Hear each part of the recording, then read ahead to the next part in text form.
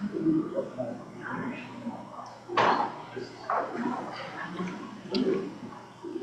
right, we're live?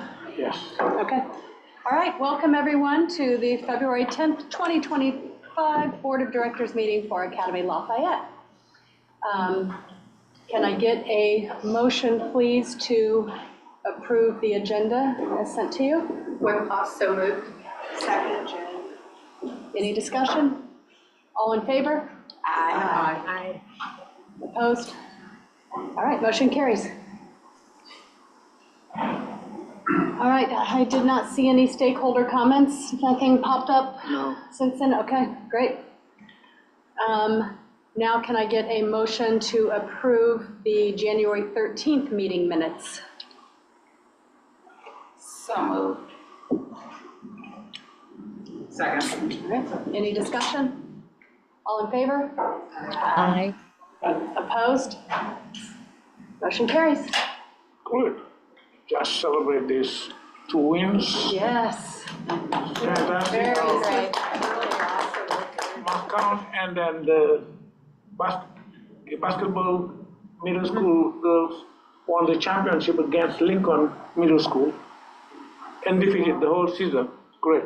Undefeated the whole season. Yeah. Great. That's awesome. Mm-hmm. All right, governance, are you good, Beth?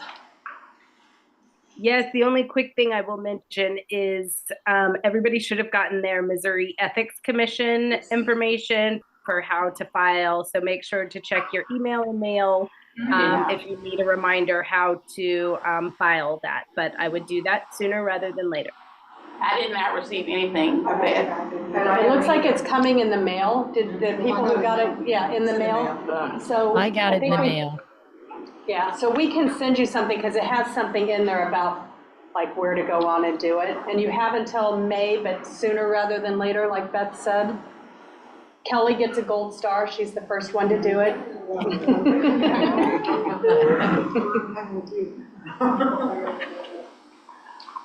Did it come in the mail a while back? last week. I got it this week.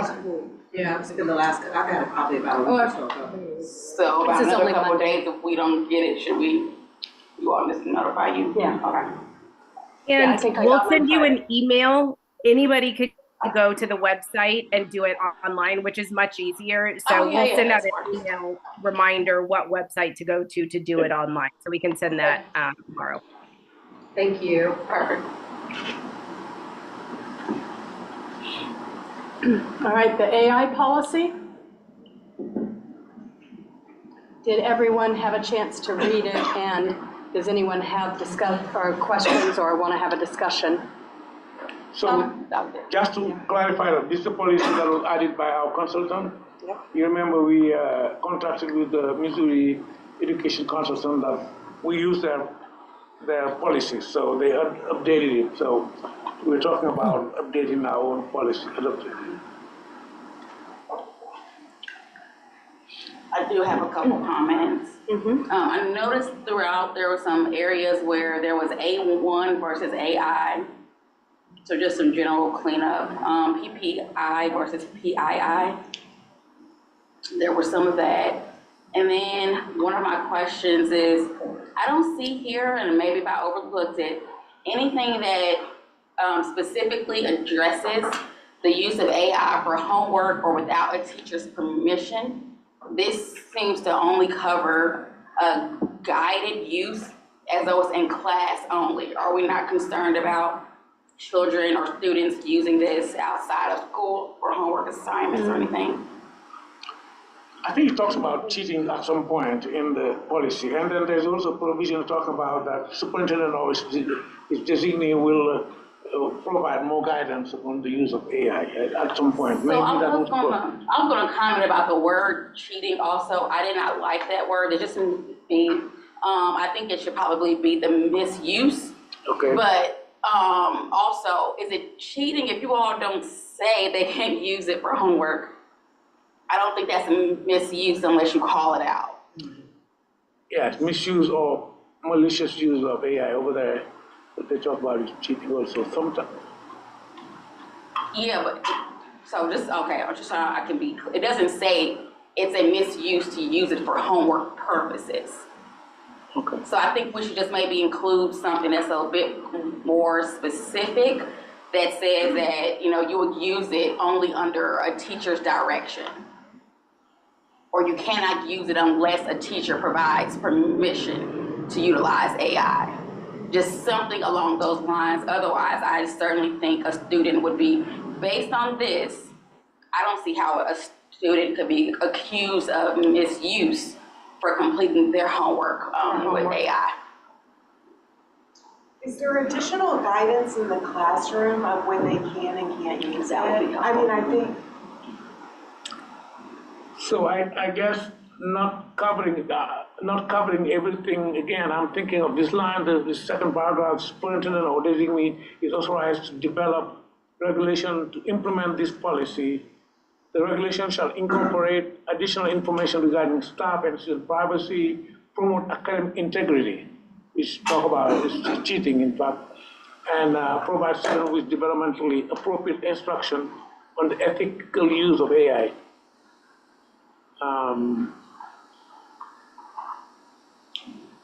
So your concern is the use of AI for homework. Yeah. Well, I think I read somewhere about cheating. If it may be cheating. Cheating is on the first paragraph. It says cheating, It says cheating. but Specifically cheating. that's not cheating. Including cheat, yes, but that, I think it might be guidance that on a case by case. Sometimes you can use it, sometimes you may not use it. That's how I see it. And I agree. I think that's maybe somewhat implied on what you all are getting to. Yeah. And I guess my point is, do you not just want to explicitly state that you can utilize AI with permission from teacher? Anything outside of that is considered the misuse of AI. If you don't say it, I'm just putting my point out there. I do not believe that it's a misuse. Okay. So if a student wanted to make a case, I it would think not they- be considered. I think they made it very easily. Okay. Unless the homework assignment, once again, the homework assignment itself says it.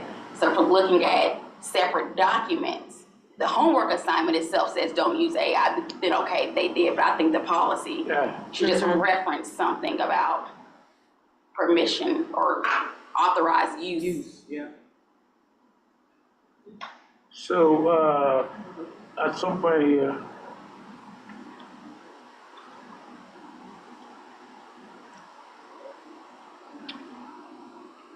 So, yeah, probably we'll cover it about the homework part and then research. I'm thinking of maybe the regulation developed should be able to cover that part clearly. And it can go to the student handbook.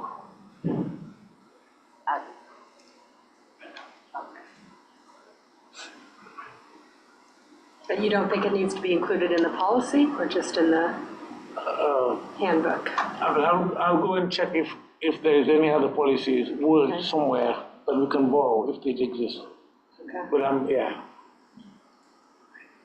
And I taught at KU Law School, and it was explicit in the policy that I had to hand out to, and those are law school students. So my assumption is, if you do it for a high school student's absent, they're smart enough to say, you didn't say I couldn't do it, so. Okay, I see. Just my, Thank you for that. All right, I added a little comment in there Okay. in the document, just somewhere within the developing the regulations to incorporate a reference to the homework. Did you say something else? just some The word cheat. yeah. Oh, the cheat, yeah, I did not like that word. But it's okay if y'all want you all.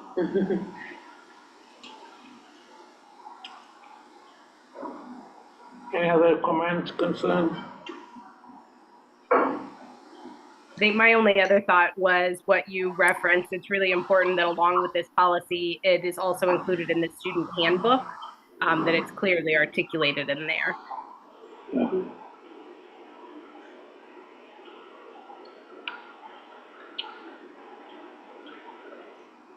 So in this case, do we need to see the changes before we can vote, yeah. So we'll move that vote to the next meeting. Okay. Okay?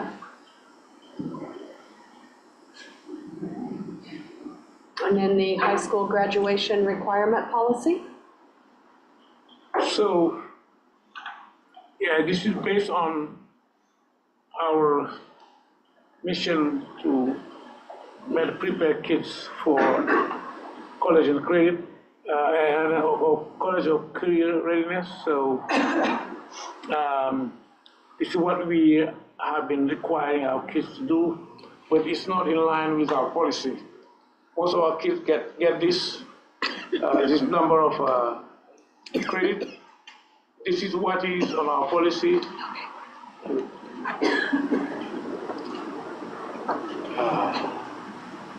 And again, this is a Missouri requirement, minimum.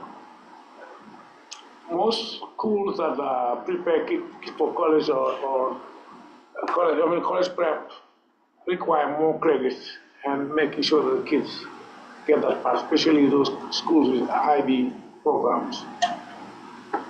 So our kids, that's what they're having at this point.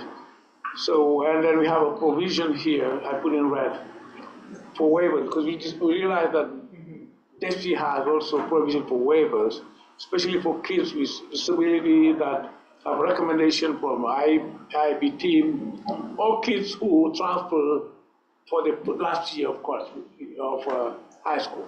If somebody transfer from somewhere in the country and come here the last year, I mean, they were working with 24 credits, asking them to add another 3 would be almost impossible. So that's what we're thinking about, and yes. And those who are doing, pushing career and technical education, depending. So we talk about maybe one of the language credits for waivers. So, but the minimum would be, of course, the 24, beyond the 24 credit required by DESI. For some kids who either have disability or student who transferred from another school for the last year of college, or those who are doing career and technical education, because they may have to spend more time there. And it's something that DESI also talked about, that you can have a waive 1 credit here and there for those who are required, for those kids who are doing CTE.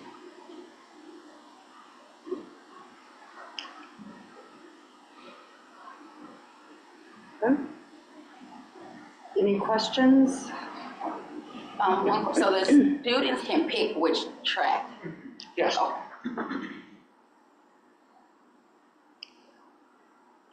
You're saying they can graduate with the 24 with a waiver? If there's a waiver, yes, minimum. And the waiver is how do you say, is very well organized, that it's not anybody came and say, I need a waiver. It is a student's disability that the team, the IP team recommended, or somebody who transfers, or among those who are doing career and technical education. Right. Any other questions, comments? All right, we need to approve this, right? Yes. Yes, okay.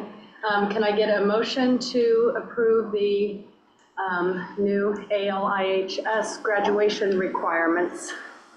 And I move. I'll second. Lauren? Any additional discussion? All in favor? Aye. Opposed? Motion carries.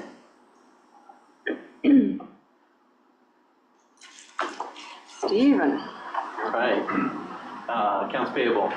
Just some highlights from our finance committee meeting from Thursday night. So for the January 2025 accounts payable, just 3 here highlighted on screen. There were some H-1B fees paid during January, $24,000, and that was to Bordeaux Newells, and that was for current teachers that we have some H-1B fees for. PTO, they issued some refunds, and the reason why it's highlighted here, it just looked kind of strange in the bank transactions to have money going out to PayPal, and so those were just some refunds for the trivia night that had to be canceled. So, and then the last one there is the global trip studies, some costs there. United Airlines, also it may have looked kind of strange in the transaction. There's some multiple lines there with United Airlines, and that was on the credit card, and so that they were paid $16,000, and that's for the June Senegal trip coming up. So, any additional questions on the accounts payable? Actually, I do have one. Is there any known changes in the H-1 visa, on the H-1 visas? Pardon me, I'm sorry. Do you foresee any changes politically because of changes on the H-1 visas? Yeah, it's part of my report down there. I'll talk about what kind of a change we may see. Okay. Yeah, thank you. Just didn't know what the ratio was.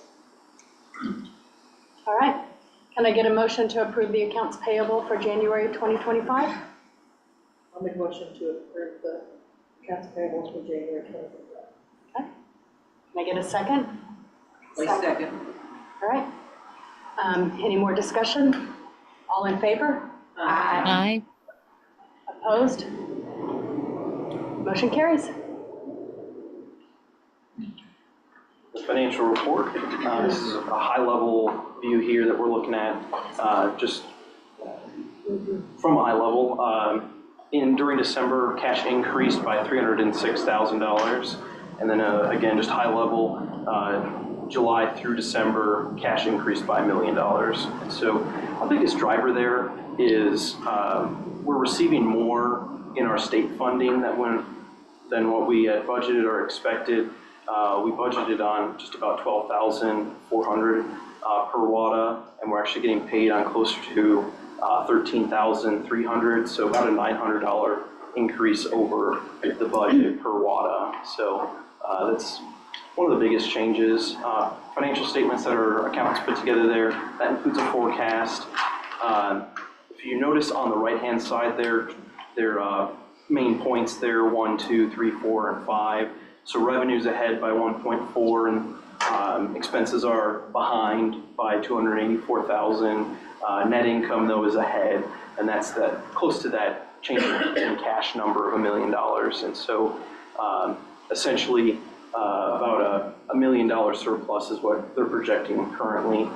A little bit of an improvement over last month in the forecast by about $530,000. And the biggest driver there is the state aid and that prior year correction that we had talked about previously. We had been deducted $486,000 from our state funding in November, but with the audit and the corrected information that was submitted, we're seeing that will be about a net negative of 226 instead of 486.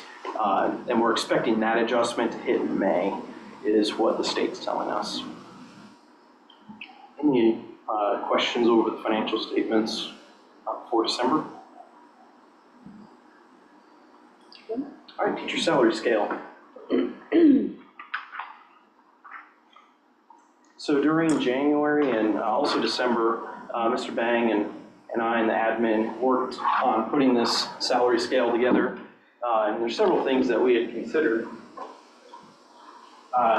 So we looked at surrounding districts. We also considered the visas and their corresponding prevailing wages that go along with visas.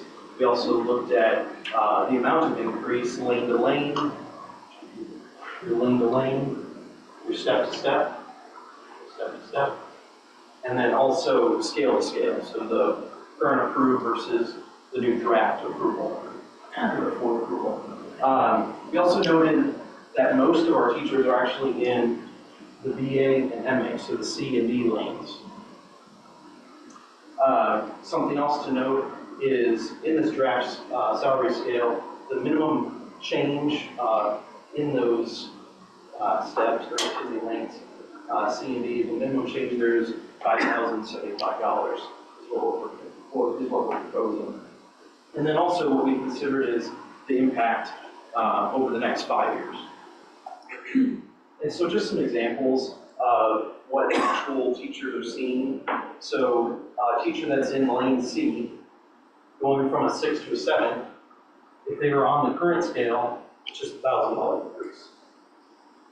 If we approve the new scale, it's going to be a $6,500 increase.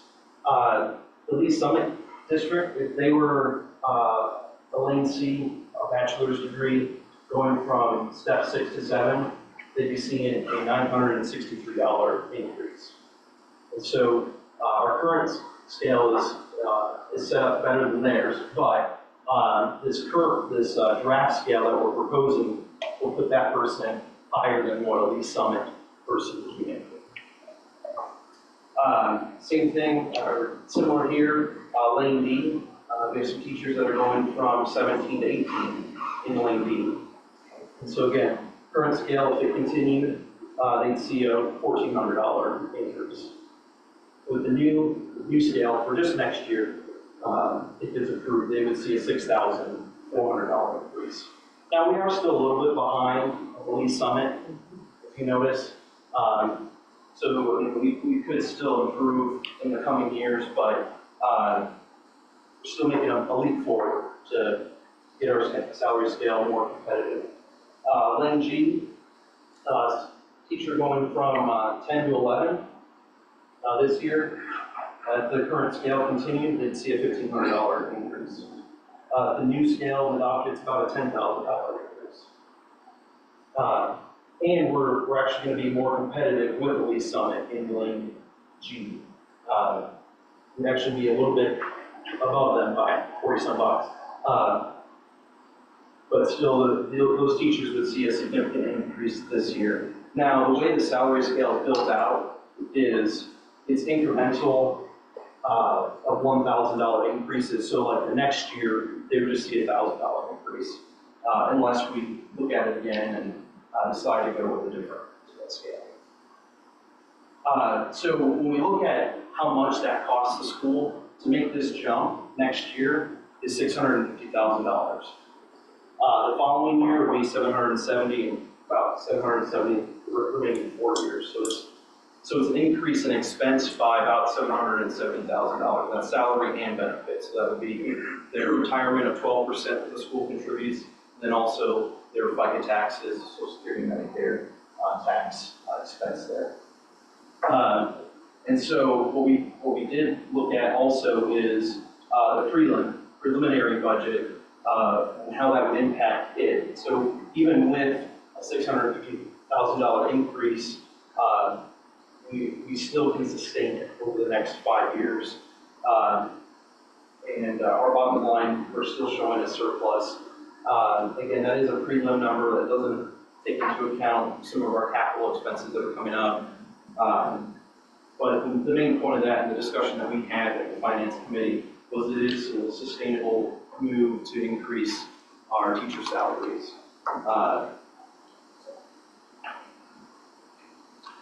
Any questions over the packet with the different scales, some of the things that we consider?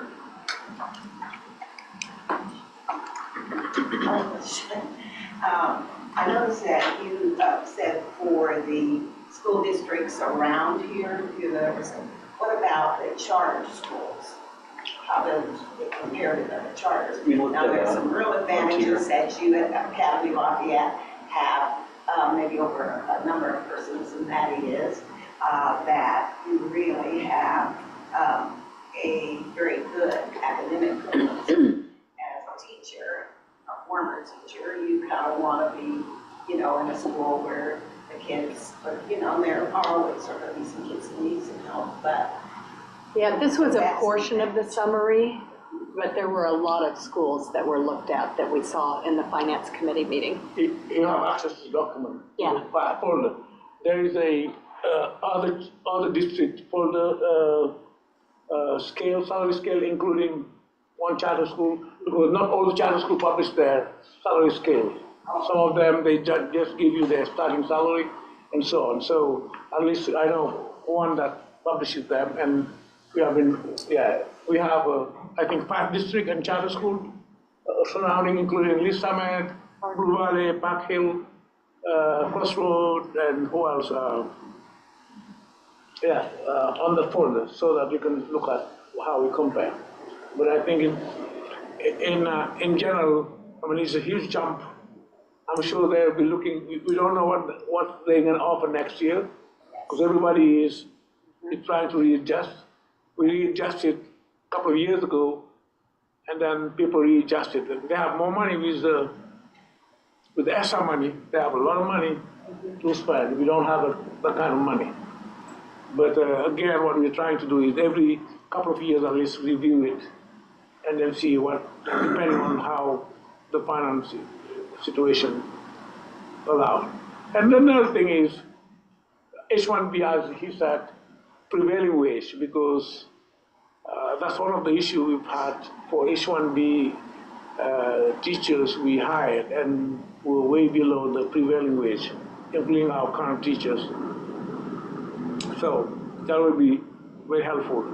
And also, including internationally, we have been, our issue have been recruiting, and people will compare us with, if you compare it with San Francisco, Los Angeles, it's not fair, because it's more expensive over there. But you know, our French teachers we're recruiting go everywhere. But I think we should be fine, at least, hopefully. So are you number 1 or number 2 in salary offerings? I don't see it that way. I know in terms of starting salary, we used to be very behind starting salary. That's where we had the problem, was starting salary. Recruiting anybody here with 5 years would have been difficult. People would go to others. Yes. But if you compare starting salary, we're pretty good. Yeah, I think so. I think we're better than most districts. Yeah. But we're not the very highest. No, we can't be the highest. They're richer than us. Yeah. They have more money. Yeah. So, I don't know, they did, really good salary scales, and that's why I was at one of the other, school systems. I have 2 quick questions. The steps are years, correct? yes. Years worked, okay. So just to make sure I'm understanding you, Stephen, earlier, a teacher who's at step 10, if approved this year, they won't see the jump to the 54,000 this year? Which lane are you looking at? I'm looking at C, because most of our teachers are C and D, right? But it will be starting from next. So. So you're saying lane C, looking at step 10. 10. With this year, so if we approve it tonight, they will be at the 54,000, or did you say earlier they only go up to 1,000? No, you're right. So next year, what they would see is 54,500. Okay. Yeah, this year, if they were at a 9, step 9, they're at 48,000. So they'd be going from 48,000 to the 49, to 54,500. Okay, I got you. So the reason why most of our teachers are there, because we're foreign teachers, we don't have the same system as in the US, where you have a master plus 15 credits that you, and or 15 credits, 17, and so on. We don't have the system. You certify with master, and that's how you continue and move forward. Not your training and so on. I don't count. And for those 2 lines, I think we are pretty good compared to any other school district. If you were just a master or BA, you would better come to us than go to any other district. Because number 1, we start high, and then number 2, most of them will cap you after 10 years, 15 years. They cap you because they want to force you to move up or move up by doing your training. But if you are in our district compared to somewhere else, you will be capped, and pretty much we do better than all the rest, and that's what counts, because most of our teachers are foreign teachers coming from there. I had a couple of questions. So is that why, so are A and B basically capped at 15 years? Yes. Okay. And then is the budget projection based on the school teachers right now? I mean, that AL has, or like, is there Yeah, so, room there? Did you have any fudge factor, I guess, for attrition if people come in at a higher level? When we so hire it for the up. 600, so like in the green there, the 650, that's just looking at our current set of teachers, how much that would cost. So no, we didn't take into account like any of the expanding positions that we still have. We still have like 6, but then in the blue, those expanding positions are included there. So everything we need for the next 5 years is included, new position. Including the new Including. positions, but not accounting for like a bunch of Cs quit and you hire a bunch of Ds. Right. No, but what we did, I don't know if we still continue to do it, we did the average, the mean salary. That's what we put. We don't put, for instance, hiring a new person, we don't put the lower level. We put it at the middle level. So which means that there's a good chance that half of them will be below, half of them up, so we should be just fine. Good question. Yeah. Any other questions or comments?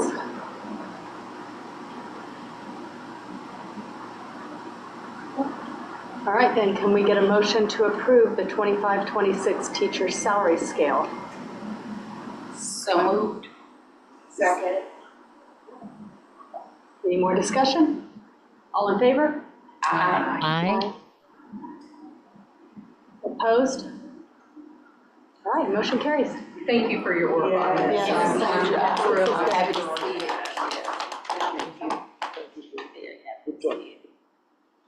So next month we will talk about, we will talk about the, how do you call the, sick days, non-used sick days. Yes. It's part of the discussion I have with the teacher advisory committee. We have a meeting to talk about what would be, so we can address that, would be fantastic. Yeah. Because we were not ready to look at the financial impact, that's why we didn't want to bring it here, but in March we'll bring it there. Excellent. All right, development. All right, hi, welcome, thank you. Okay, so a couple of key updates today. One we're going to spend a little bit of time on is the GO bond. So this is a Casey, you might hear it referred to a number of ways. I think everybody in this room is familiar with it, but for those on the phone who may not be, it's called a GO bond. We're calling it a Casey School Bond. It's called a Yes for Kansas City Kids initiative. I mean, there's a lot of terms around it, but essentially it's a bond that the KCPS district and 9 charter schools are partnering together on to pass in April. And then we'll lead into some quick development event updates. I just like this picture here. We had some state representatives and the state senator and his chief of staff come last month. Our middle and high school students gave them a tour. They had a panel discussion. There were some wonderful questions shared with the intent of broadening their understanding of charter schools and the value of charter schools here. So thank you to all of our students who participated in that. Thank you to the state reps and senator who took the time to be with us that morning.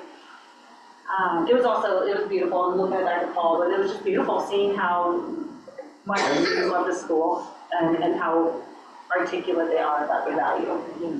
Okay, GO bond updates. We have, Michelle and I kind of hashed out a little bit of a plan. I will dig into it a little bit deeper than what I shared here, but essentially 2 months from Saturday, so the 8th, we will be voting, we as Kansas Cityans will be voting on this bond. Academy Lafayette will receive, if this bond passes, we will receive $13.6 million in funding. Those funds will be used for capital improvements, so building improvements that have been identified in various building assessments. I have listed out some of our key priorities here. I think us as a board understand why these are key priorities to us. It's important to make sure that our facilities reflect the type of educational environment that we are trying to harbor for our students, giving them safe, warm, welcoming places to come and learn and do their best. So starting with the Arbor Gymnasium and Auditorium, that's been a big discussion point of ours for a while, having a communal place for our schools to do activities and sports and performances and all that fun stuff. HVAC systems, roofing, surf, turf, and soccer fields at both the elementary schools, technology across the 3 schools, new windows at Oak, and then maker spaces. We have a maker space here, but we don't at Cherry and Oak, and we want to be able to provide those opportunities at those grade levels too. We are planning on, starting communication this week. We will do this through a variety of ways. A lot of parent advocacy, parent information sharing, the PTO is involved. We have some parent volunteers who have actively reached out and asked to be involved. We're also partnering with KCPS on some parent, staff, and organizer meetings to kind of understand a little bit more about the bond and how we can share that information. We do have a lot of opportunity here to articulate and make sure that all of our families know exactly what this bond will benefit, not just for our school, but for students across Kansas City holistically, and why it's important for the city to support something like this. And so these informational meetings that KCPS is and some consulting firms are organizing, we are also going to be getting in on them too, including one that is coming, that is happening tomorrow night at Foreign Language Academy, and I'm going to send that. Michelle has that information, but I'm going to ask if it can be shared with all of you as well. Yeah, I'll forward that. Thank you. Anybody can sign up for these, and it's essentially us as parents and community members getting a better understanding of the bond and how we can advocate for it. Again, as a school, I think we know this, but we cannot tell people how to vote. So the school itself cannot tell somebody how to vote. You as a parent or community member, that may be a different story, but our communication that comes out officially from the school will be very informative. So it's going to be newsletters, emails, social media blasts, making sure everybody understands the bond, when you register to vote, how you vote, what the benefit of the bond is, etc. And then the parents will come in and really help spread that within their neighborhoods and their networks as well. What am I missing? I think that's really it. We've got 2 months and we've got to make a pretty big impact of making sure people are informed. And so I think we need to talk about a lot of things in our communications to parents, in meetings with parents, in social media posts with parents, and so that they can spread the word to voters. We've got some uphill battles. We've got the fact that this is not an election that has a huge turnout. We have the battle that not a lot of parents with school-age children turn out for this election. We've got the battle that there is a public safety tax renewal, I think it is, up on this same ballot. And we've got the fact that in Jackson County, property taxes went up for so many people and everybody's upset about that. And then add to that the fact that, so much of your taxes go to schools. And so you're like, why do they need more money? And so I think we have those kind of battles, but I think we've got to get the communication out. And yes, all of these updates need to be had, but it's really talking about the fact that improving the schools improves the community, improves your property values. There are a lot of stories here to tell other than, gosh, guys, we haven't had one since 1967. It's time. That is not the message. Or, it only costs about, the cost of a cup of coffee each day. That's not what matters. It's like we've got to be able to explain to people why these things are needed, and the fact that some of the things and extracurriculars and things like that can't be done in some of the schools now can be done with these things, and that our students across the city deserve good building environments to learn in. So I think it's getting that kind of communication out, and then I think, you think about how we rallied our parents, and not just us, other schools as well, but I think we have a really powerful parent community that gets behind us, and you think about the things that we did with the Fix the Glitch, and I mean, there was so much done with that. You think about when we couldn't get visas approved and said, send emails, and boom, the emails came out. So I think we just have to communicate, inform, and like Allison said, we can't say vote yes, but we just want people to vote. We want them to be informed and then get out and vote. Is it a simple majority? So that's No, it's a that's little the higher. uphill battle, it's a 4-7, so Yeah. 57, more than 57% as a whole. So that's a challenge in itself too, because it's not just a simple majority.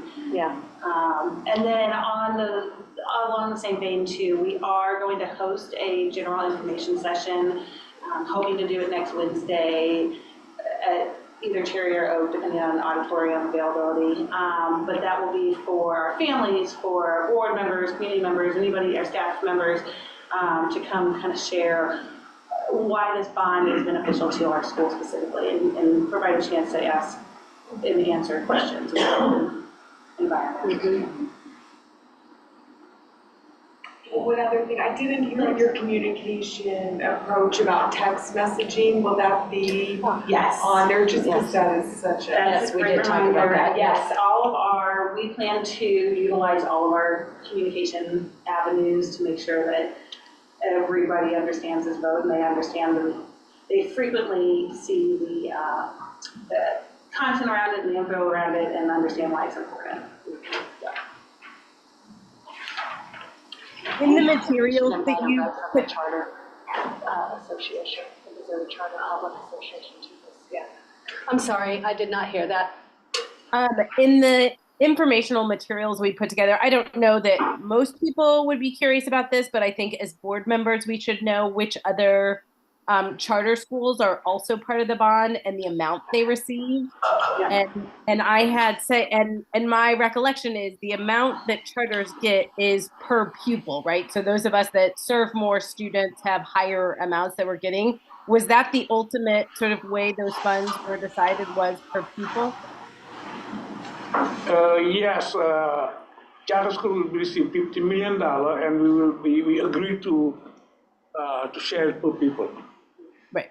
Because I had somebody push back Lafayette. If the list I saw was accurate, and I think it was, Lafayette's getting the largest amount of charters, and that's because we serve the largest student. But I had somebody think of that in a negative way that I was talking to. So just make sure that we understand why is it that Lafayette is getting more than other charters.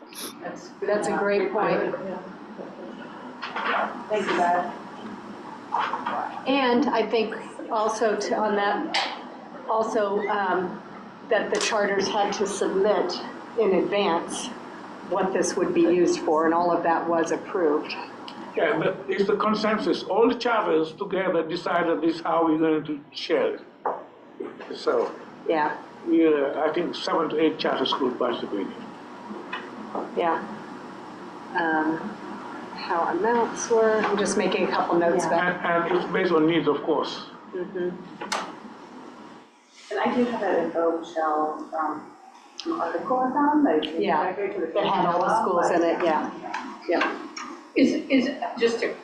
Is there a sense of order and how this is going to be communicated? Do you know what I'm saying? I mean, For priority, you mean?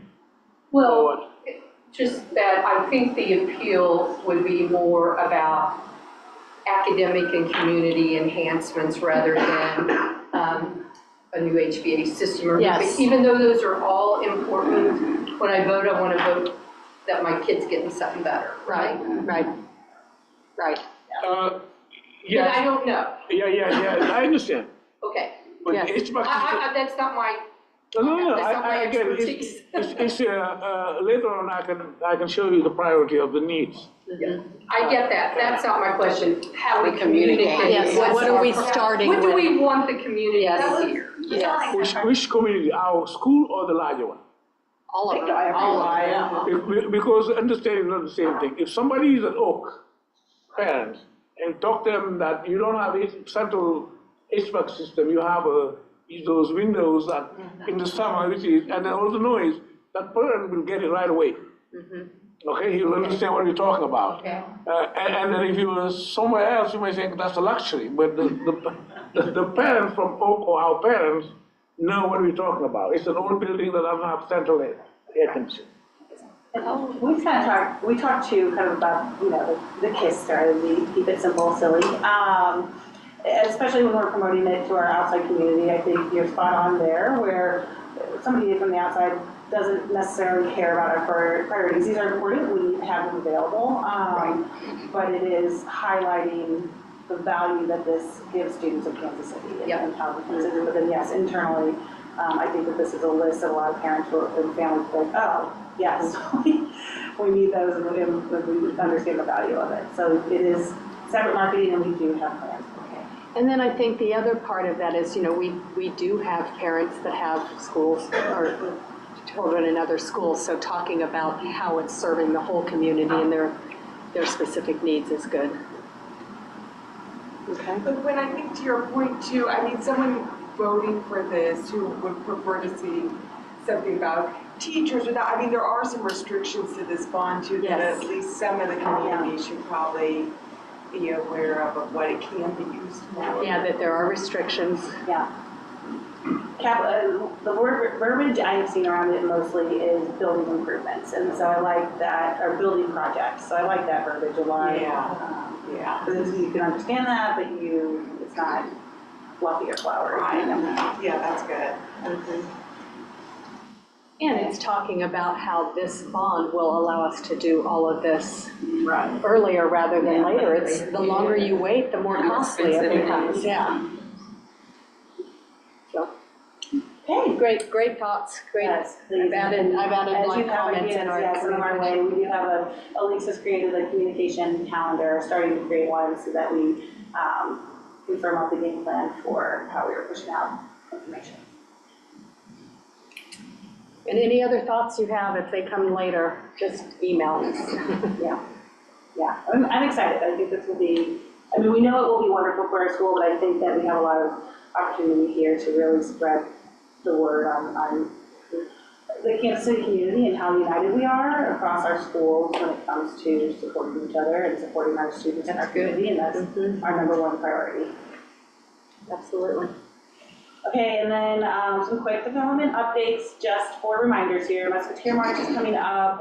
That's our next big fundraising event from an annual fund standpoint. Our goal is $106,000. And then, sorry, that was not what we said outwardly, but that is our internal goal. Evening in Paris, April 12th is a $130,000 goal. That is coming along well. Tickets are going on sale by the end of this week, early next week. It will be tables, individual tickets, staff tickets. We're hoping to have a variety of ticket prices to make it something that a lot of families can attend this year. Are you doing a live auction this year? We are hoping to do a live auction, good. yes, based off the donations that we receive. So if anybody has connections to great auction items, companies that give things away, send that to Allison, because you guys are reaching out. If you have a home in France, we'll take that. And then airfare to get there, we'll take that too. But lake houses? Any sort of experience. Yes, we would love to have a live auction. They're always really fun. It gets the community excited and kind of riled up in a good way. So, have you chosen the fund to need yet? Yes. Oh, thank you. Yes, our fund to need. Am I allowed to share this with Spain? Oh, is it not public yet? I may have asked a question that you're not ready to answer. You can send an email to them. Yeah. Because with us, I think. I don't It's have. not public yet. I don't have a problem. I don't know. Okay, let's not. You could have just said it without asking me. Now you're confusing me. I'm fine sharing it. Yeah. Okay, it's going to be auditorium updates at Oak and Cherry. So for Oak, we want to do new lighting and new sound equipment. Value there is obviously that is our current largest communal space, so every school is using that. And then Cherry, if you have students there, you know some of the seats there are broken, so we're going to use funding there to repair the seats at Cherry as well. And it's gonna be about a $25,000 investment, so, yeah. Yes. We're excited. Awesome. After I made that awkward, we'll jump in. An update on benefit breakfast. We have opted not to do the large benefit breakfast this school year for a variety of reasons. We discussed it in the development committee. Time restraints, capacity, et cetera, is kind of not allowing that. We are going to target other opportunities though for bringing in those funds regardless, because that is part of our budget and it is an important part of the budget. We don't want to overlook that just because we're not doing this event. So we are brainstorming from a development committee standpoint on some other creative ways that we can still make up that funding and bring in and introduce our school to outside donors in unique ways. Okay. Good.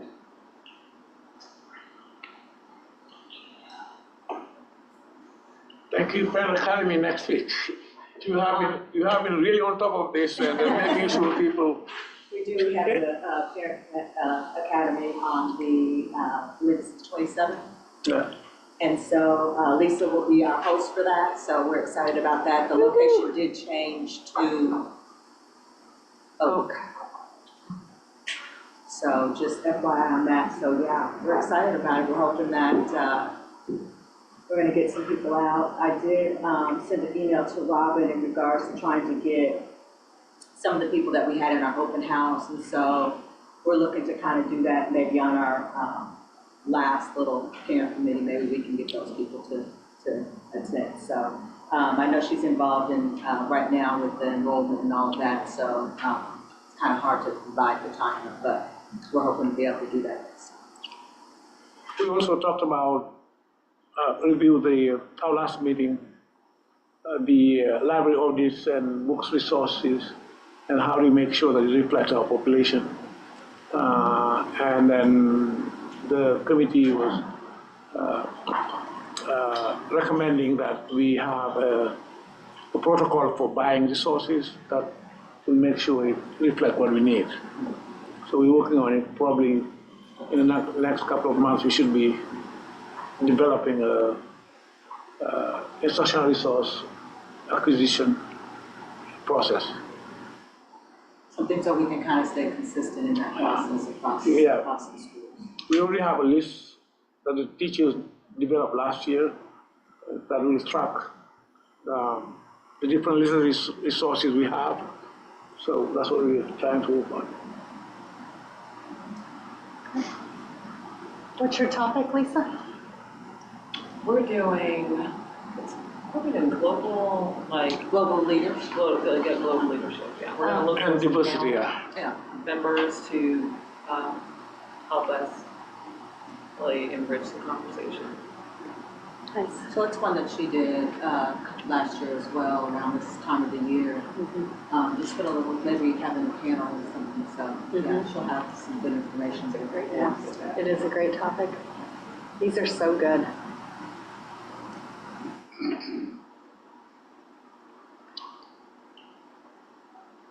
First semester student discipline. I share with you, if you can see, you have two parts. Number of incidents, like one student may have 2 incidents of suspension, and then after that we do how many students by students. So that's what we developed. The committee also recommended that we share we separate the K-8 data from the high school to see the difference between the K-8 and the high school too. This is the number of incidents that we have for grade levels here. We have 33 in K5 and 17 in middle school since the beginning of the school year. And high school has 13 incidents.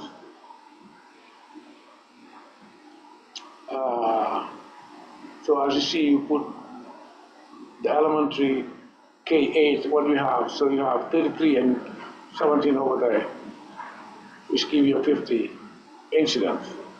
And mainly, as you look at it, is in 4th grade that we have an 8th grade. That's where we have a concentration of incidents, 4th grade and in 8th grade.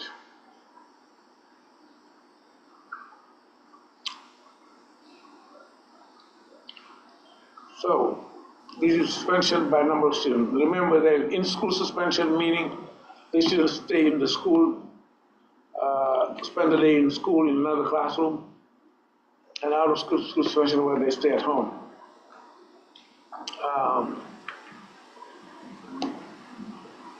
So it's the number of students in K5. What you see again, I put in red to highlight where you have more percentage higher than the average. Average is 2.8, and you have these two classes going to 4th grade and 5th grade. You can see the 0 in 2nd grade, the 0 incident, 0 student in 2nd grade.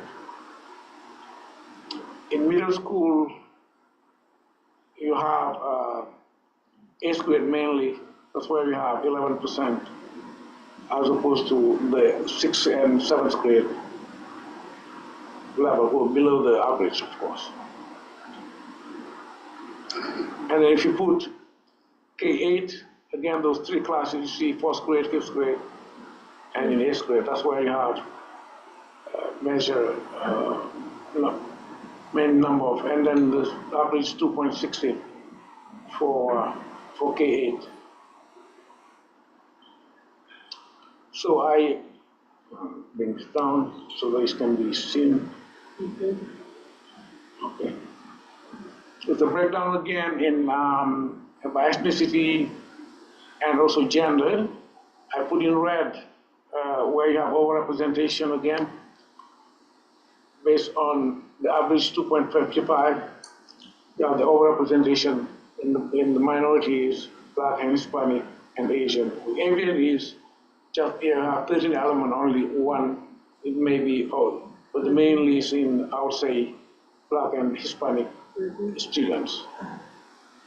Because Asian, again, is 1 out of 30.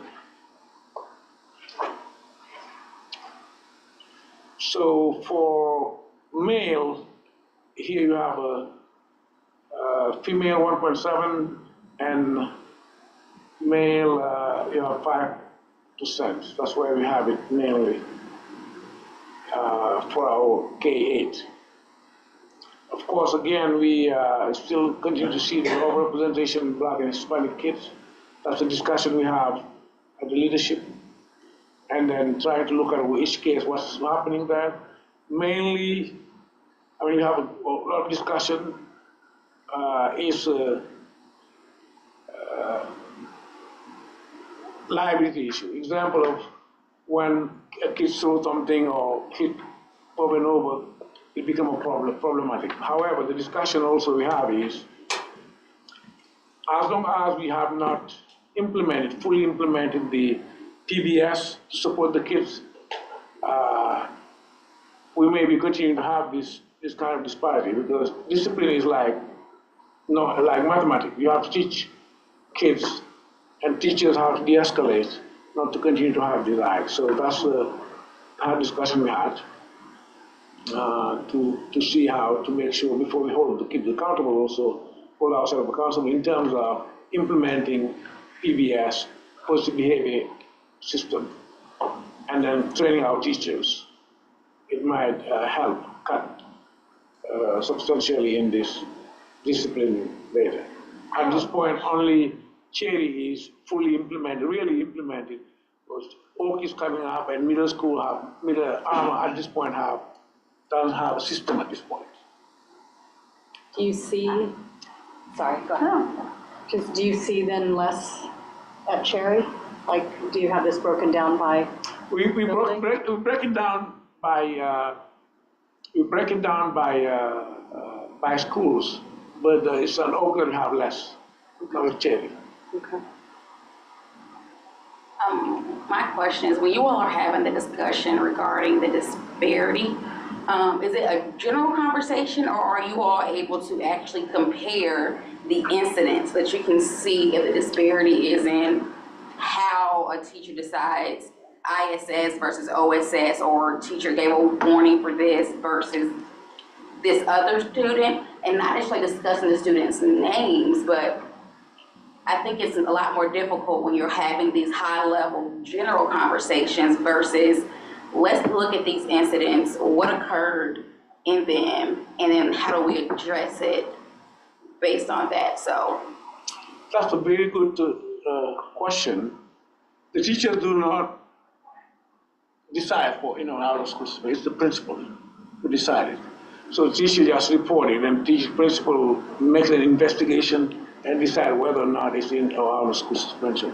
Now, the issue is the principal generally in the middle of teachers blaming and saying that there's no consequences for these kids, certain cases, but at the same time, the principal coming up with a decision. But as you said, that's we're not at the level of let's say comparing, sitting down and comparing all the cases. Probably that's a good suggestion to do at some point.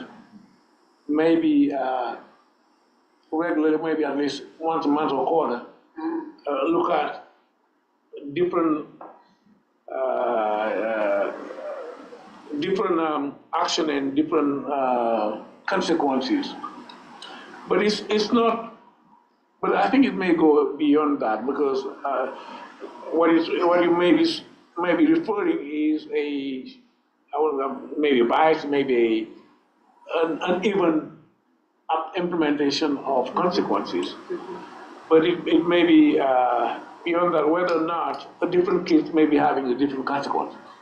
So those are a question that has to we need to look into that. So, but that's a good way to do it. But if you're not doing it yet, bringing all the data once a quarter, and look at who was suspended and why, and have a discussion about that, and we'll be moving toward that.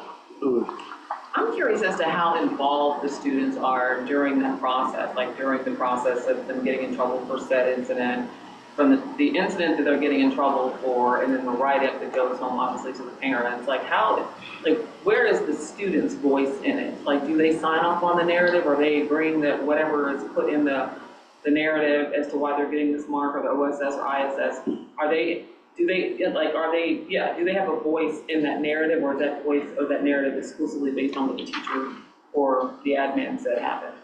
No, it's generally because there's what is called due process. If you don't do due process, you have a problem. If you don't listen to the kids and listen to what they have to say, or in writing, most of the time we ask them to write what they say happened or not happened. Mm-hmm. All the kids, the student who has been allegedly the perpetrator, whatever, needs to be asked all the questions and write it down, or else we ask them to write it down, and we photocopy and put it somewhere, make sure that we have it. And that's what you have to do before you and then listen to any witnesses and document it. You cannot go ahead with put consequence to any student without the due process of listening to what their side of the story. But again, what Lauren said is extremely important to look at those disparity and see how you do it. And the other discussion we have too is, and these things is, we have a board policy, we have also a continuum of consequences.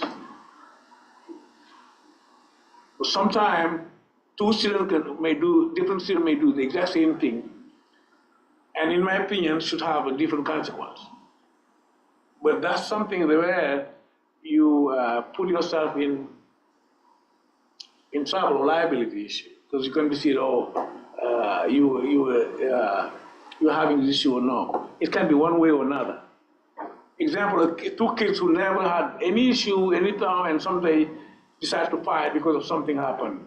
And those kids do not have that, I mean, it should be for time. We need to think about whether or not they've done it before or not. As opposed to somebody that you're trying to work into and working with the parent and they're not listening and doing it again and again. So, and we need to think about liability too, because if we don't do something, we have a case, one extreme case in one of our campuses where we have to work with our lawyer to tell us you need to follow your process because some of the parents were threatening, and maybe we're lucky because somebody may have been hurt. Those are extreme cases, maybe 2 cases per building. So, I would say elementary, not middle and high school. Middle and high school is rare to have that level of violence. So again, we have the male thing is one thing. We know that, well, what is though, things I look at, because I look at the data by campus, but I think there is a more heavily, but for middle school, especially for some female students, and it's more of recurrent incidents coming up.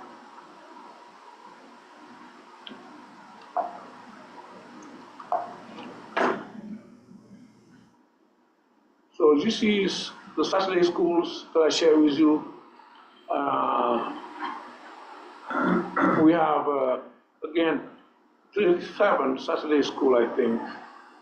That's what we have. For 37 students. Well, it's still lower than what we remember a couple of years ago. We had 70-something. It's lower than that, but still high. I mean, if you look at it, 37 students is on average divided by how many weeks of schools, maybe 18 weeks, you're talking about 2 to 3 kids. 3 kids per Saturday coming to school. That's what it means. And Saturday school, to get Saturday, just to remind you, to get Saturday school, you need to have 3 strikes. 3 strikes before getting to come to Saturday school. Or you may do something that is outrageous. I mean, I'm talking about destroying property or something like that.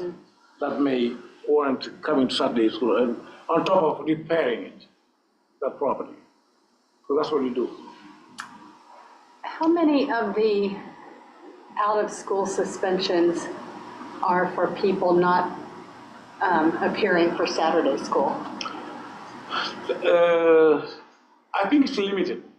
We've tried to avoid that, and then unfortunately there have been few kids who played on that, refusing to come Saturday school. I know last year, not this year, I don't know what, I need to ask Dr. Paul, but last year we had a group of 3 girls who do whatever they want and never wanted to go to Saturday school. So that they could get in? Until I think I had to intervene because Dr. Paul was not here, she was on travel, and I had to call the parents and say, hey, I talk to them and say, hey, next Saturday I want you all of the, talk to the parents, and then they came.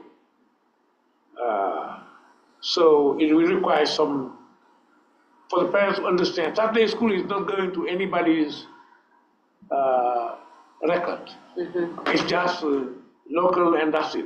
But if you have a suspension, it will go to the record, and then parents need to understand that. So that's how we try to do it. But I don't know if this year there's anybody who got out of school suspension because they didn't come. I know one case where the parents were fighting the suspension because there was a threat, because she wanted to have another opportunity to serve the Saturday school, serve suspension. So I think we ended up granting.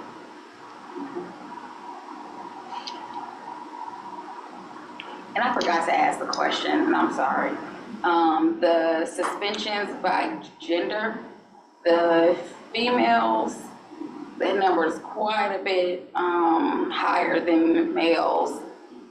Is that, do we know what the number was last year, the percentage was last year? Are we seeing an increase? What do you mean here, the females? It's in orange. It is under the high school suspensions by number of students. It's Oh, the wait, slide right we before don't get that. I'm coming. Oh, we haven't done, oh, I'm sorry, okay. It's okay. She's like, got this. I thought I missed it. It's okay, so I'm coming to the high school by now. Okay. Okay.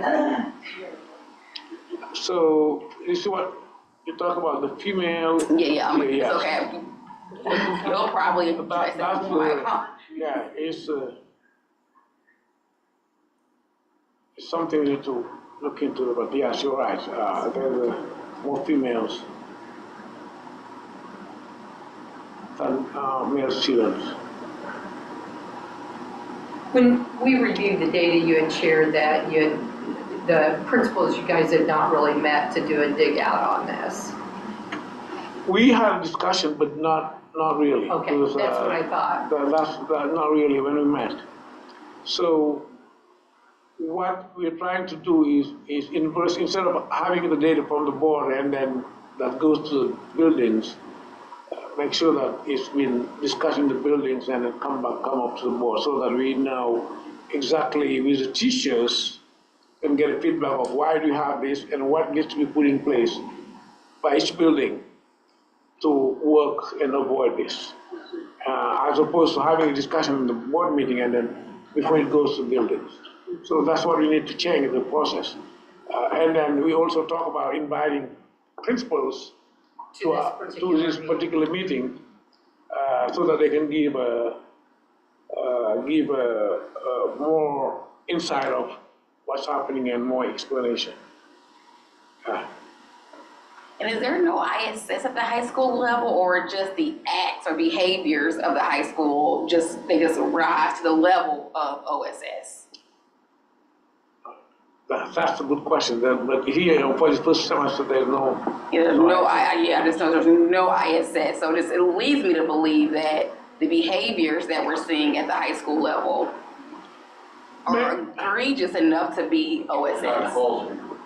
What you have in general is vaping or fights.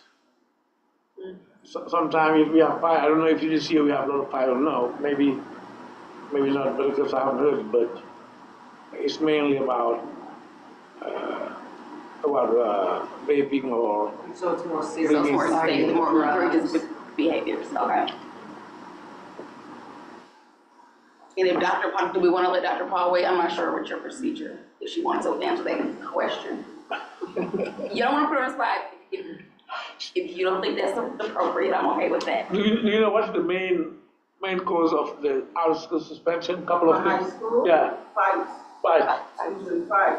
And Michelle, in answer to your earlier question, yes, we do have a few students, cases where parents refuse outright to bring them to Saturday school. Okay. And per our policy, if that happens, because we do give chances to reschedule, and we are told, no, I can't. So in that case, the student gets suspended. Is there a reason? Is it scheduling? Is it they can't get the kids here? Like, I'm It just. varies. Okay.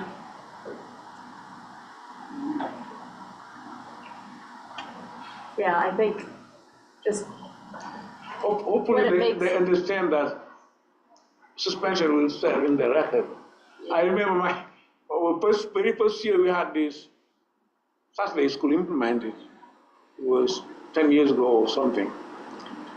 First year I had parents fighting into coming, but when I told them, hey, you bring them here on Saturday, or I leave it them with you on Monday, and it's going to on their record for all the rest. Yeah.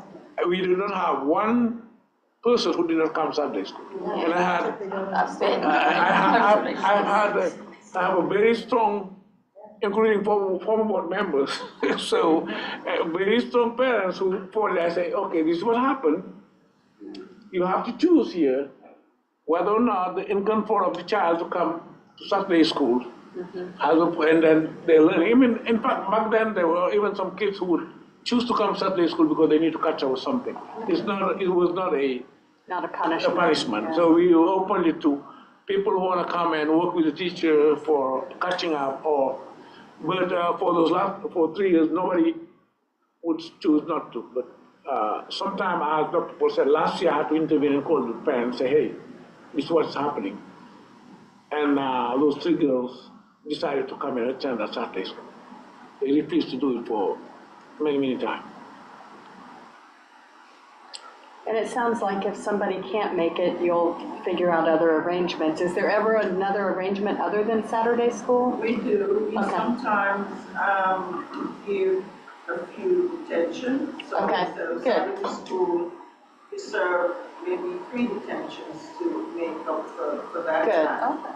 Some of our high schoolers, they work, Yeah, and they were busy, Yeah. we make concessions. good, that's great. Yeah, because anything to keep the kids in school, I know, is what you're always working towards, so, great.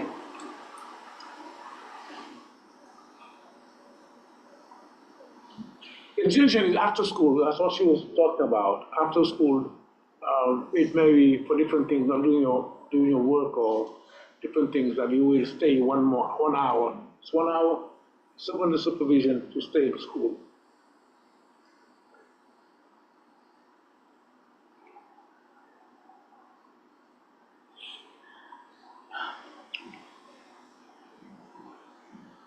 So any questions about all these things, all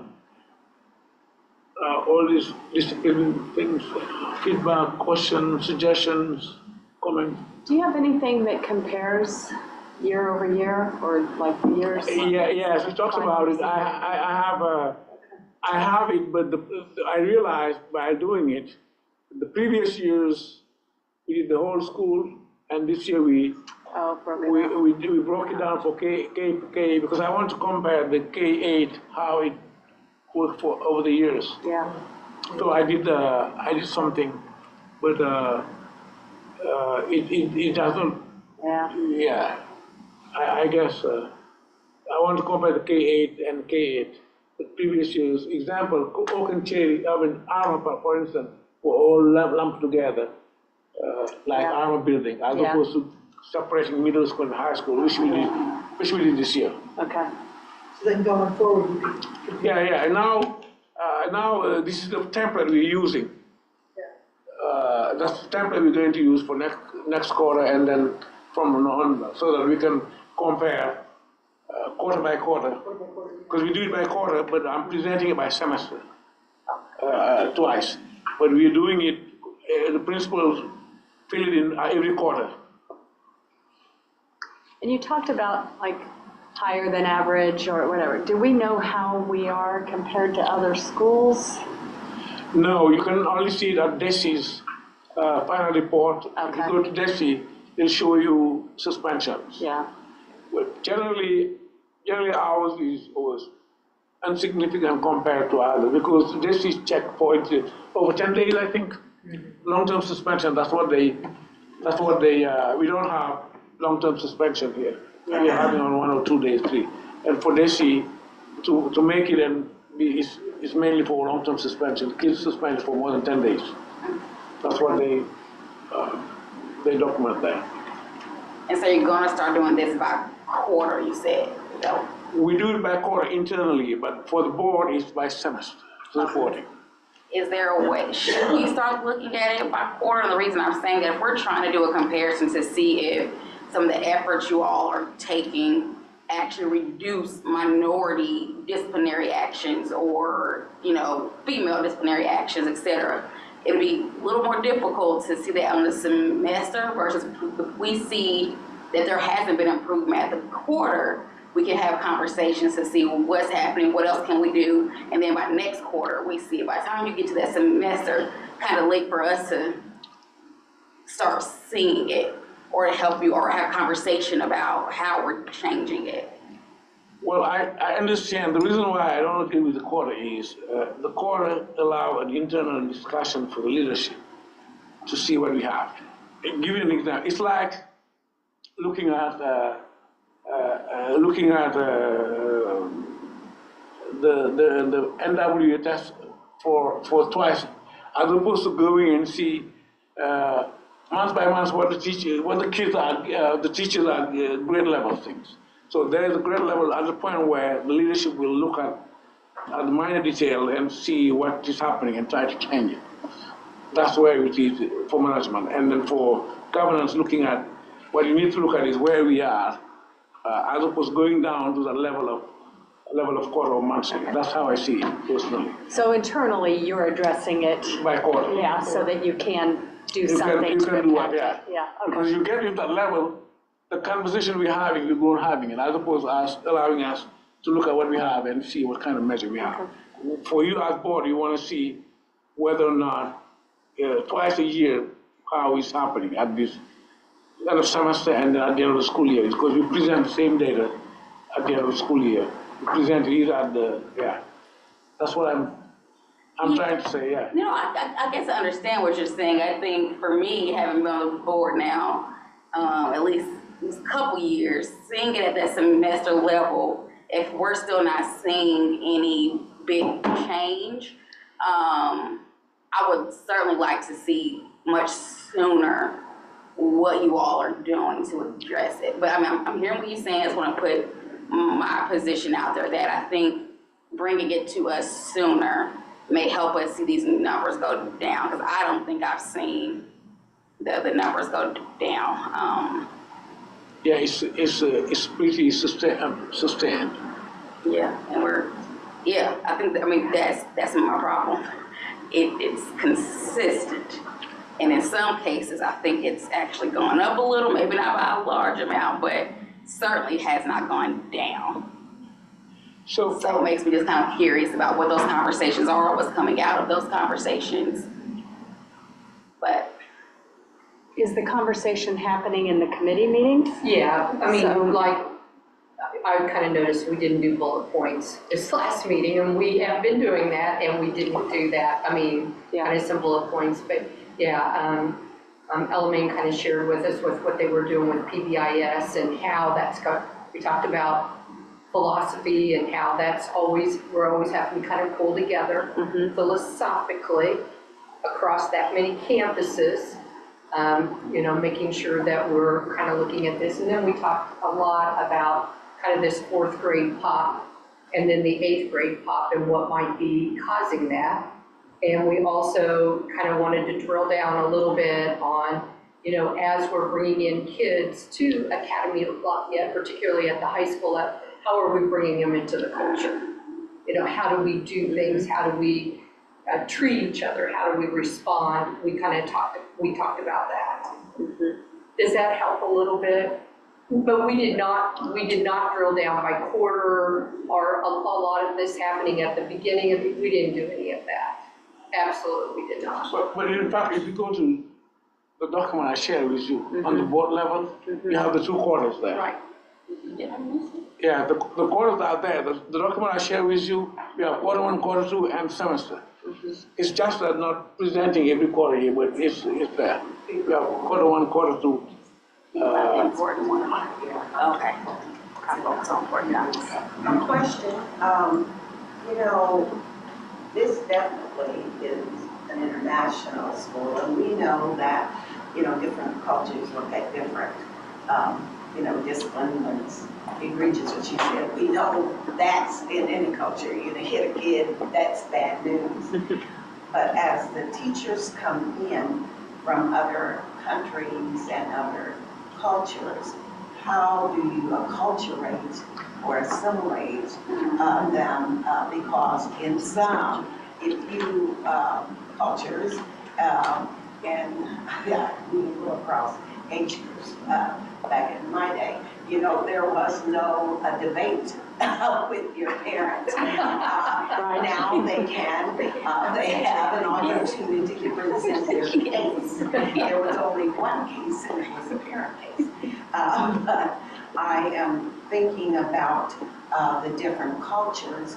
How do you acculturate? Is that through mentorship? Because each person has a mentor when they're a new teacher, where they can kind of talk about these 2 girls were doing this in class, and I'm thinking, the punishment is X, and the mentor says, well, you know, or the mentor says, oh, yeah, you're right on target.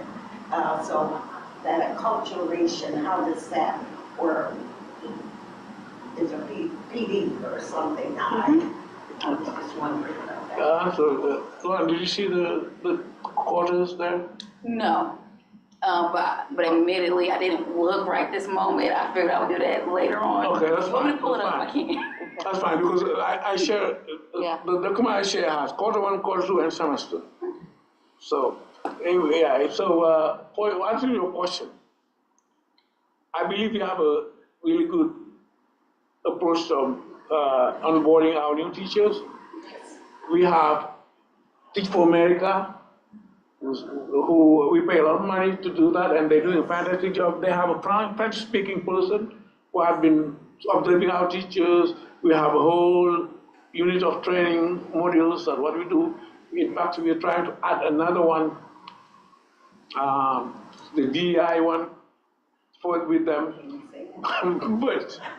but we can't say that anymore. So, but what we're trying to do is come up with our own program of either it's AL cares or educating old kids, and develop how we can do that approach about poverty, impact of poverty in education, race, gender in education, something, and then understanding American families and education context. We do that, but we do it locally. Every year, we do a presentation with our new teachers. But now we're talking to Teach for America. They cannot do something like that because of course, federal funding now.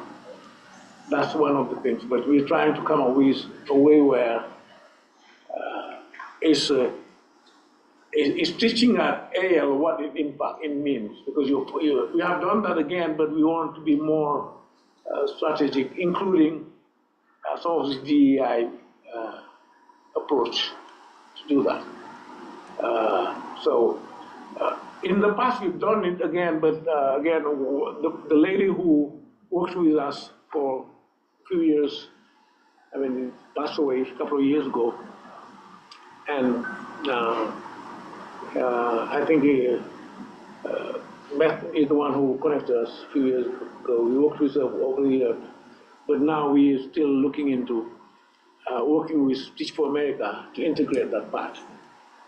And we have mentors too. Every one of our teachers have mentors for 2 years. Mm-hmm. And working with Teach for America is also for 2 years. They work with them and they attend one monthly meeting, and the guy go and observe them and talk to them. I think we have a pretty good system so far. We can improve it, and we're looking into improving it. Yeah, it's pretty thorough. I found it too, Doc. I found it. Found it, okay. Looks like second quarter. So next is wellness report. It's longer than I thought it would be, because I realized there's so many things. Every time, remember, in February, we always approve the calendar too, 25, 26 calendar. So again, recognition of Mission Mulai. Doing a great job. We appreciate your passion for education and all your hard work with the diversity committee. Yes, I've been doing a great job in the diversity committee and helping coordinate the Parents Academy. Thank you for organizing the parent readers for Black History Month. That's what he's doing too at Cherry. He's the vice principal at Cherry, Mulai. There's still some slots open at Cherry and Oak. I'm going on Friday. This is Madam Farah, who is at Oak, teacher there. We appreciate Madam Farah for dedication to our school and her students, a passion for teaching and commitment to student success and continuous support for colleagues, make a meaningful impact every day. Thank you for your hard work and dedication. Thank you, Madam Farah. It's great. And Silvana Guevara is here working for us custodian. I appreciate and celebrate the hard work and dedication of our custodian, Silvana Guevara. She has earned the admiration, respect, and gratitude of our entire staff and student body. Thank you, Silvana, for being such a wonderful and caring human being. She's great, doing a great job. Last but not least, the leadership recognition. Again, all the board members and Robin, Kings, and Holly for successful open house at the Oak building. It was great, answering questions. And then also for Lee and Katie Wilson for all the student and parent volunteers who volunteered again for the high school and middle school informational panels, discussion with parents. The parents were here to discover the school, and then they helped tour the building and answer a lot of questions. It was a successful event. Great. Now, again, also we always do the cups. Why? Because of the lottery. It's based on these cups that we set the lottery, how many kids we're going to admit. So the cups is based on, of course, class capacity, but also building capacity and what can happen. I think I should make it bigger a little bit. Can you see it now? Trying to, what did I do? Okay, I need to go back to my, this is why technology, you have to be very careful. Okay, now, okay. I'm trying to make it bigger and so you can see it.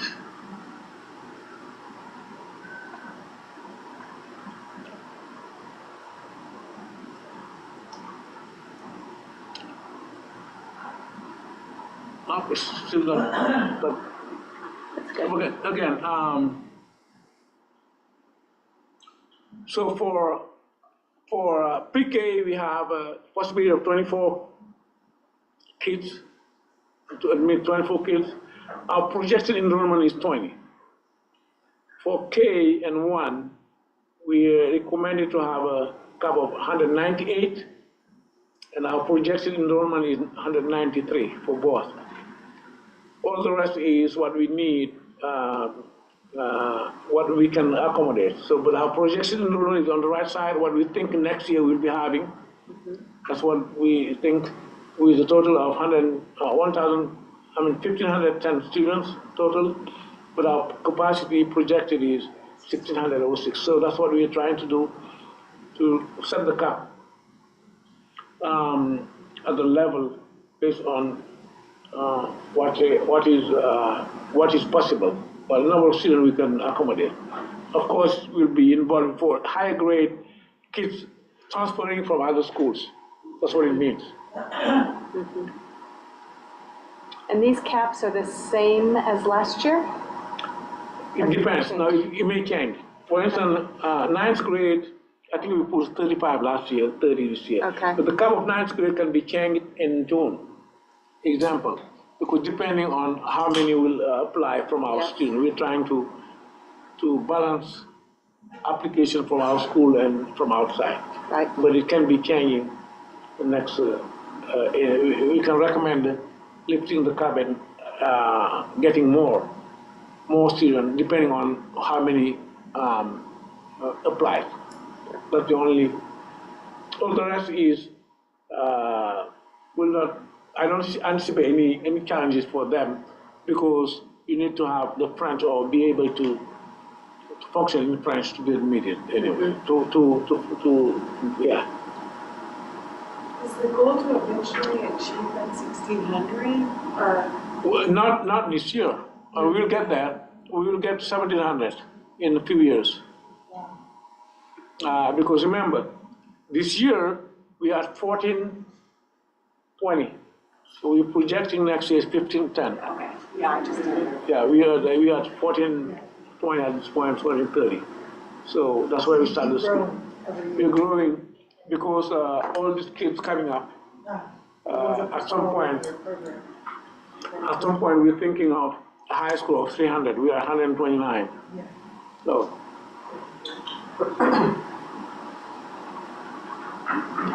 There's a challenge for ninth grade. We don't know how many of our kids will be applying, so that we can make a balance.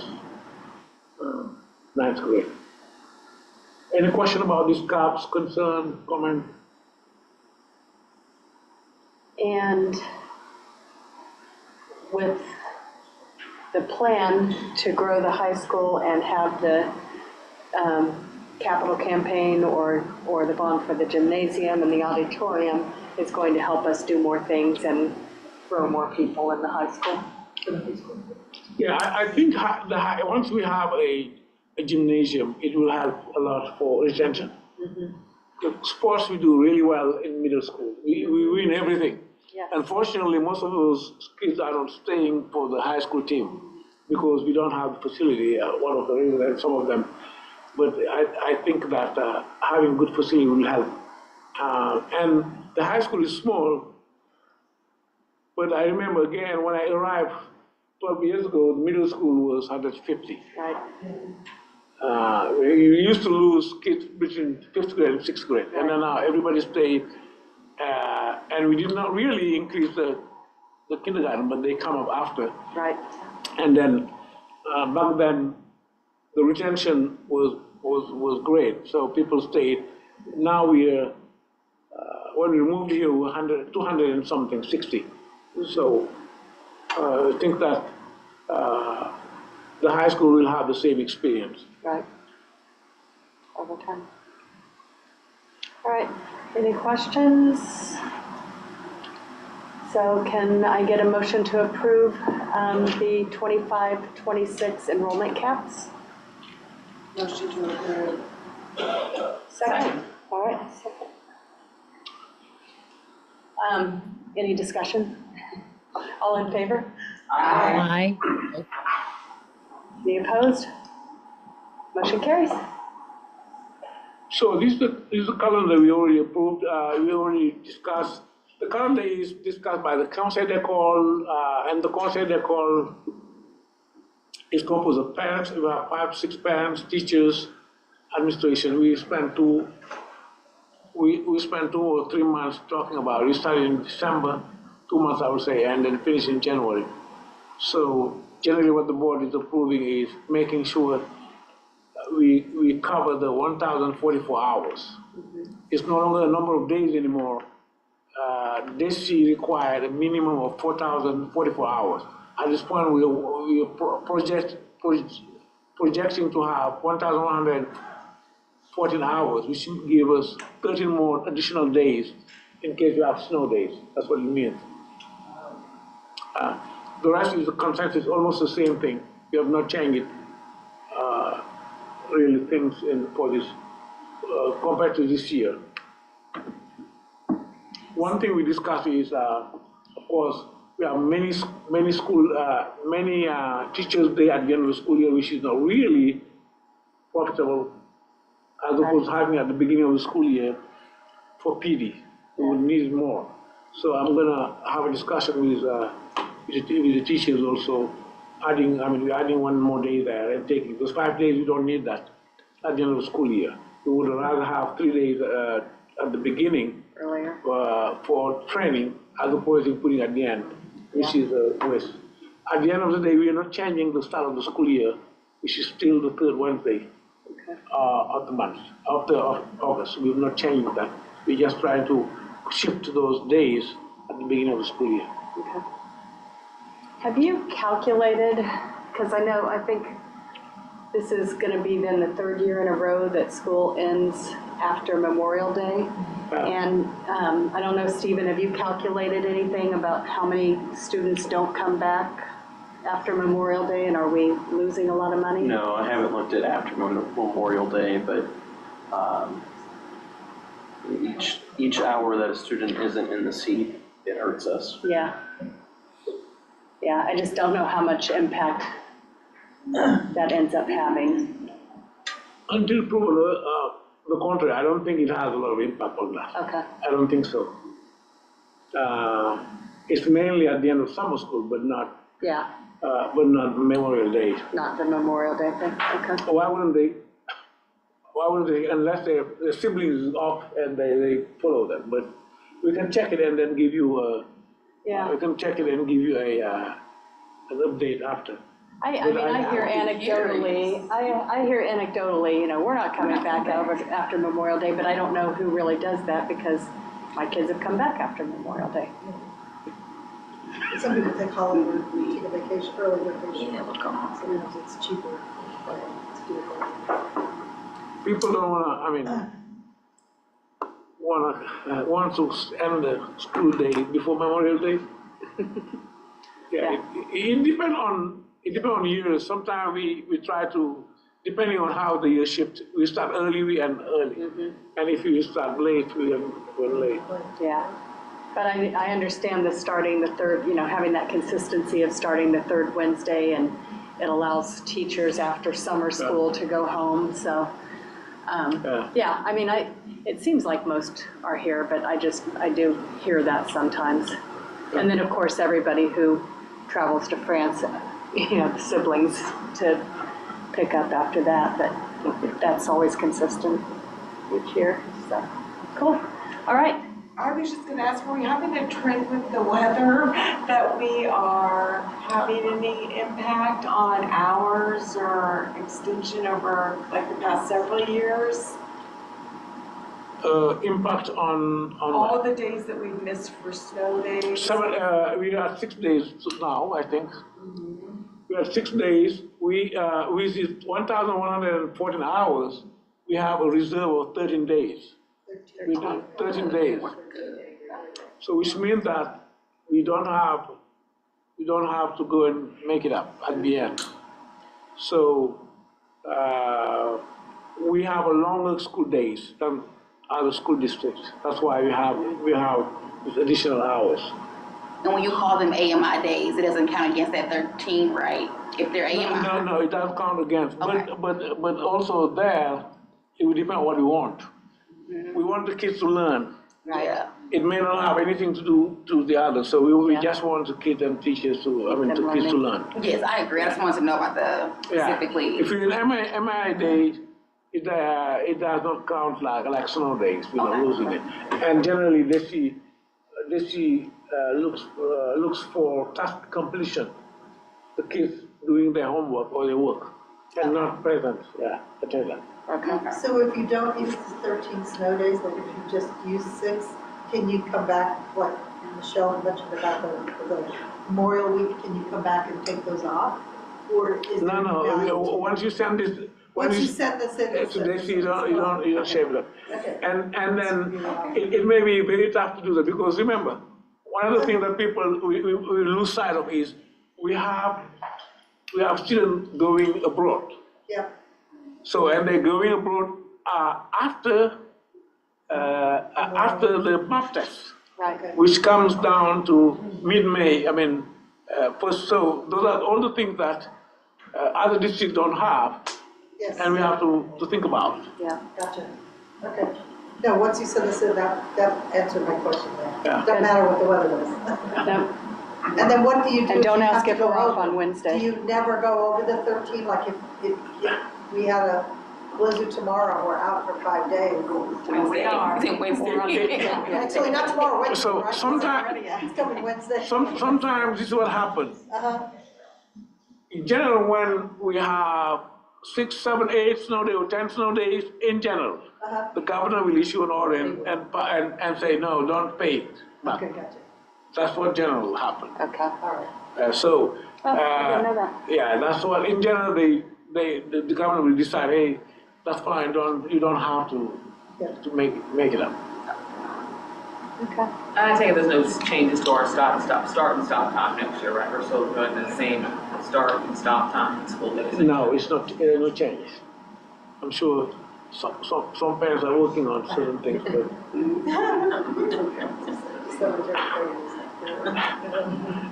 so I guess changing is gonna start another. What do you want? You want to change it? So early. We're gonna have a side conversation after that. Not in public, but and I'll tell you what I think. I cannot say it in public. All right, any other questions or discussion on this? So can I get a motion to approve the 2025-2026 school calendar? So moved. Seconded. All in favor? Aye. Opposed? All right, aye, motion carries. So student learning, NWA testing and reading screening completed in all buildings, because we do it 3 times for elementary school, and then the reading screening also is done 3 times a year. We've done the data analysis for student performance by grade level in meetings, so at the human resource, we are still, the principal is still interviewing now for next year, and once the board has now approved the new salary metric, we will send the offers this week for those candidates we decide to hire. And we're planning also to send the teacher agreement very early, maybe early next week, maybe, or this week, to make sure we send them and then get them before the end of the month. Because we used to send them late, mid-March. Now we're trying to send them in mid-February, and know we're staying or not. Good. We also send, every year we attend the Missouri Powerful Learning Conference, the OZAC, and we send 2 teachers per building, and 1 administrator to go and attend it, which is a great conference. This is what I share with you. You can see it maybe for what we submitted for the bond, how much it costs, and how much it is. I need in 29, almost 30 million. The bond will all be giving us 14 million, less than 14 million. So we need to prioritize and see what we need to address at this point. But that's what we have. It's in your folder, you can look at it, and if you have questions. But there are some things that are needs, like these roofs and HVAC, especially the roofs. Some of them can be done with our own money, but some of them will be going for the bond.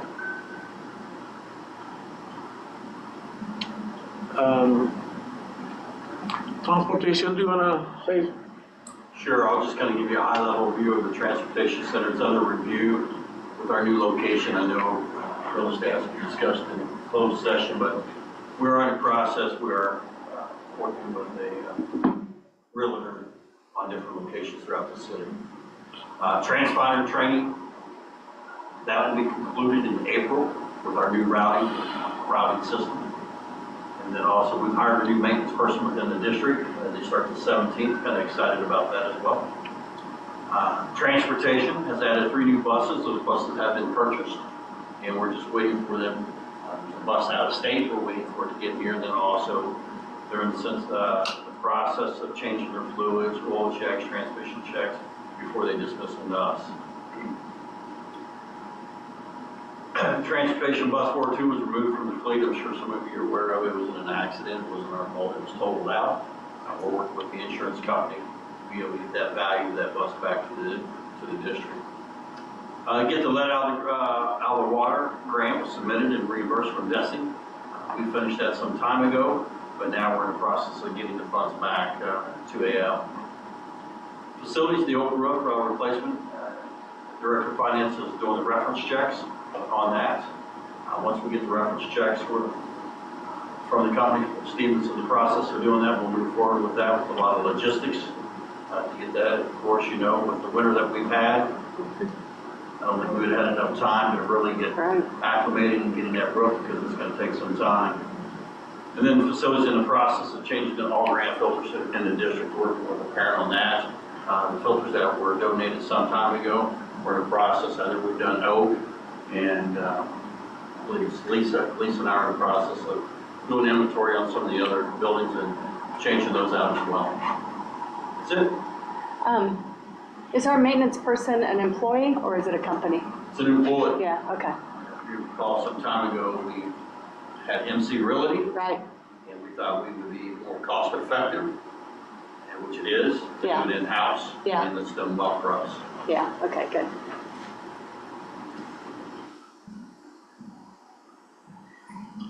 Any other questions on the buses?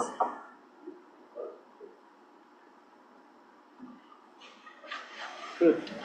Nothing else for you? And we discussed the GO bond during the development committee meeting, so we done. No closed session. So, Really? yeah. Right? Okay.